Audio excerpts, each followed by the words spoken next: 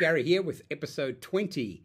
Today I'm going to be talking about a Hollywood actor who has just written his first novel, though it's his second attempt at literature. His first one was a collection of short stories called Uncommon Type. Now, this book is called The Making of Another Motion Picture Masterpiece. And this actor, movie star, I should probably say, more than he's an actor, but he's a movie star, has been on television and in the cultural milieu since the mid-'80s, starting out as a comedy actor and then working his way through massive types of roles. I mean, he is a stalwart and he is a sort of figurehead of Hollywood movies.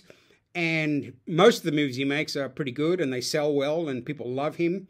And I guess I'm trying to come to terms with the fact that he has written a novel, Tom Hanks, and the novel's doing very well. People seem to love it.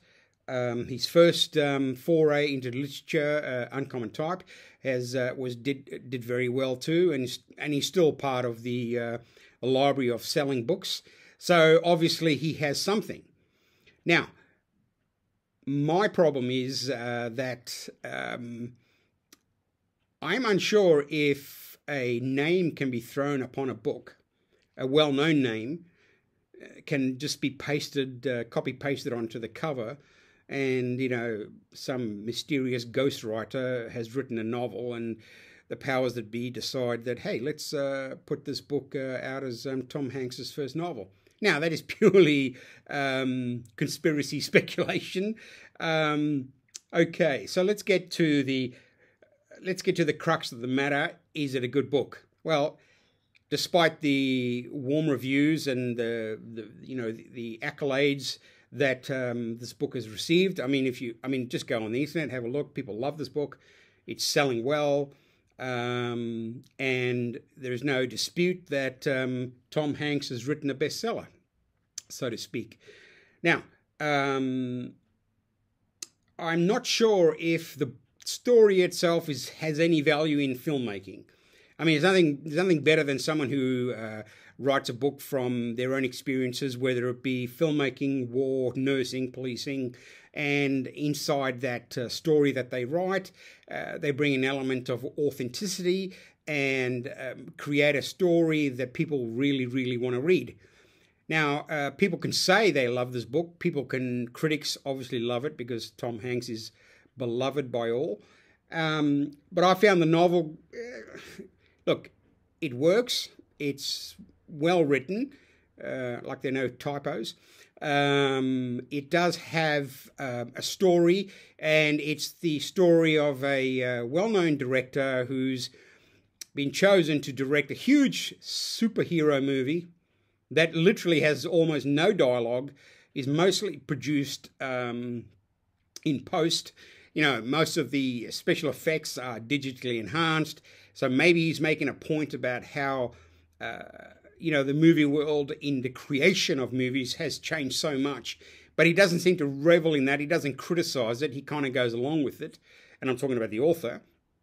And he's also the characters are very ensemble-like in the sense that you can almost imagine this being turned into a Netflix miniseries, the down and people who have the character keeps meeting people who are working as waiters or plumbers or whatever, and suddenly they're thrust into the filmmaking family, the community, and they prove themselves and go on. And the story is that these people go on to have successful careers. He plays big on that. But ultimately, it's a story about the making of a blockbuster that really doesn't go anywhere. I mean, I read it and I found parts of it entertaining, but I struggled. I really struggled to enjoy this book. I put it down for a day or two because I started it on the 18th of May and I finished on the 27th of May. And usually a book of this nature I can finish in 2 days or 3 days. But I got so caught up in the sort of banality of the story They had like there's one whole section where you just know that I don't no spoiler alerts, whatever, but you just know a character is going to be kicked out of the story because of the way he's acting. The arsehole actor who thinks he's the man for the role, and he acts like an idiot, and a drama queen, and obviously you're just waiting for him to get fired so they can bring in the unknown who becomes a superstar. So the book is very calm, very sure of itself. It doesn't bring about a sense of narrative that you're excited about, because the story is simply by the numbers. It's done sort of not a diary form, but I think it's 56 days of filming, and it goes day 1 or 56 of filming, and then day 2 or 56 of filming, and he sort of writes in weather problems and drivers problems and lighting, whatever problems they have, that the film gets pushed back. And I think that he's not, Hanks certainly doesn't give us an insight into the real, true, authentic world of high business Marvel-type superhero films being made.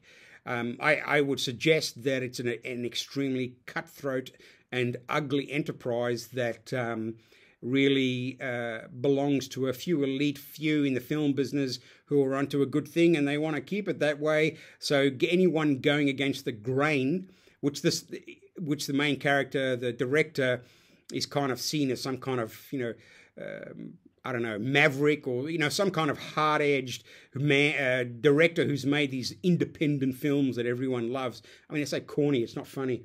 Anyway, the community of filmmakers is basically what it's about, but there's no real narrative that offers anything new, doesn't uncover any cultural sort of artifacts on how people behave in films. In the process of making movies in Hollywood today.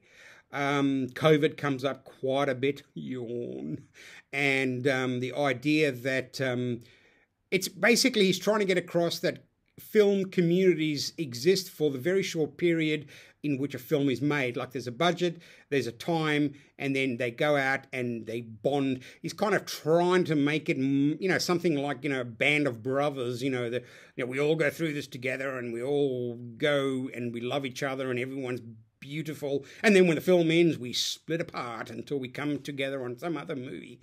So, look, I would suggest that this book, The Making of Another Major Motion Picture Masterpiece, is probably very well received as an audiobook, because Tom Hanks, I think he did the reading, but he invited other well-known voices to participate in the making of the audiobook.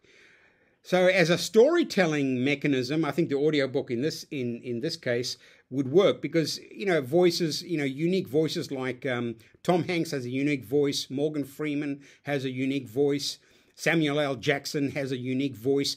A lot of these actors are doing audiobooks, and the reason they're doing it is because people recognize their voices and like the way that they tell story.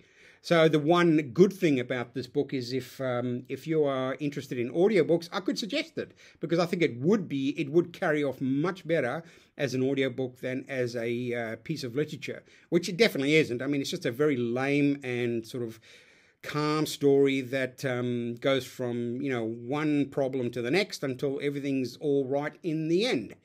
So if you are looking for something to listen to, I would suggest The Making of Another Major Motion Picture Masterpiece by Tom Hanks. But if you want to read it, I'm not a big fan of it. It's like I said, it's dull and definitely overwritten. And I suppose at the end of the day, Tom Hanks did write this. One would imagine you'd have to be very cynical to think that Joe Blow wrote it and Tom Hanks just put his name on it. Anyway, that's it for Book Mob this episode. I hope you guys are still with me, and get on reading. Read books. Pick up books by people you don't know, you've never heard of.